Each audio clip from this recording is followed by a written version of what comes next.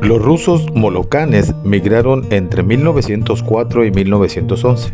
Arribaron al continente americano por el norte, el centro y el sur. Los barcos de vapor en los que se transportaron fueron el San Juan, de la Pacific Mail Steamship Company, que salía de Ancón, Panamá y arribaba a San Francisco, California. Otro fue el barco de vapor Newport, que al igual que el San Juan era un barco estadounidense. Otro barco de vapor que salía de Bremen rumbo a Galveston fue el Kassel. Los primeros migrantes rusos llegaron a Nueva York en 1904. De ahí viajaron a Los Ángeles, a donde poco a poco fueron llegando como si esa ciudad fuera el punto de reunión de los mismos rusos. Algunas familias molocanas se establecieron en el área de Los Ángeles, donde sus negocios se podían identificar por las terminaciones in, of y f que correspondían a la de sus apellidos.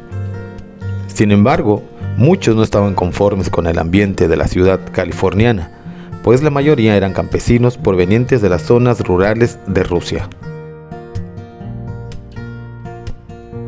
Poco tiempo después se enteraron de la venta de terrenos al sur de la frontera, y dirigidos por Basilio H. Pivovarov, líder del grupo y sin hablar inglés ni español, arribaron así a Baja California para entablar pláticas encaminadas a lograr la compra de terrenos en el área rural de Ensenada. Ya en el año de 1905 llegaron los migrantes rusos al Valle de Guadalupe.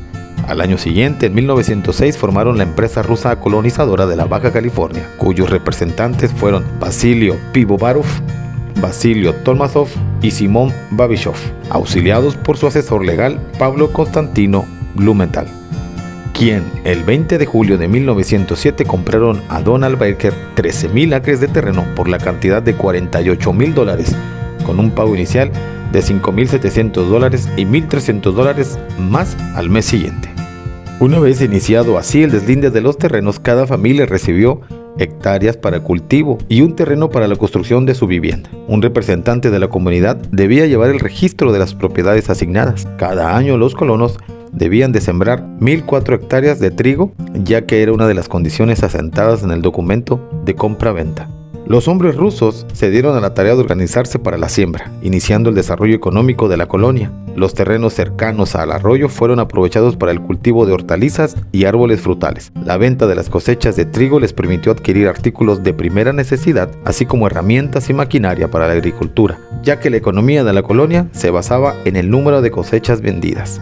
En su vida cotidiana, los hombres trabajaban para la familia y daban cuenta de sus ganancias al padre o al abuelo. Las mujeres se encargaban de la cría de gansos, patos, gallinas, vacas y borregos. Atendían el huerto donde cultivaban repollo, betabel, coliflor, zanahoria y pepino, alimento básico para sus comidas tradicionales como el borscht. Preparaban la lana de los borregos para elaborar cobijas y colchones y las plumas de ganso para rellenar almohadas. Su vestuario era elaborado en casa. Las mujeres usaban un vestido largo y sobreblusa cubriendo su cabeza con tocados o cachincas tejidas a mano. Los hombres llevaban una camisa larga y pareja llamada rubaja y en la cintura usaban un cordón o pollis. Para las labores de campo usaban overol de mezclilla.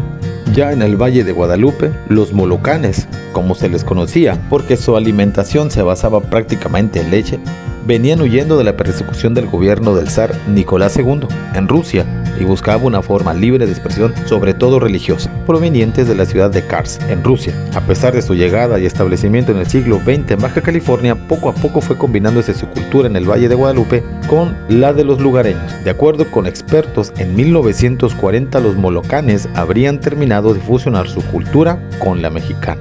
Hay en la historia de los rusos dos momentos cruciales durante su estancia aquí en México. Una de ellas es la que se relata que en la Segunda Guerra Mundial llegaron a la zona de Valle de Guadalupe, a lo que hoy es elegido por venir decenas de residentes de Estados Unidos de distintas nacionalidades que buscaban evitar ser enrolados para participar en la guerra. También dio inicio el reparto agrario y con ello el despojo del patrimonio de cientos de familias rusas que emigraron a otros lugares, en especial a Los Ángeles. En 1957, el siguiente suceso los impactó con la construcción de las carreteras que, junto con las acciones que continuaban del reparto agrario sumando a otros conflictos, los orillaron a abandonar los predios y a malbaratarlos. Ahora pocas familias quedan, ya que estas dos migraciones al norte, donde la gran mayoría se marchó a California y Arizona, donde han creado comunidades y cuentan sus propias iglesias debidamente conocidas. La cultura molocán se mantiene aún en Valle de Guadalupe, poco a poco se va extinguiendo. Son muchos los apellidos rusos ligados a la comunidad: Samarin, Samadurov, Vivayov, entre otros. Los molocanes se casan con personas de su misma religión y por tanto de orígenes similares, aunque muchos ya han creado familias con otras personas de otras nacionalidades, pese a lo cual siguen siendo aceptados. La cultura de los molocanes y de los rusos está ligada a la producción también agrícola. Desde que llegaron observaron la fertilidad de los suelos en el valle y la posibilidad de aprovecharlo, sembrando entonces diversos productos, granos, vid y olivo, estos últimos típicos del clima mediterráneo y que ya habían cultivado antes por los religiosos que crearon las misiones de Guadalupe. En 1920 los rusos empezaron a cultivar la vid, inicialmente artesanal para el consumo familiar y luego de manera formal.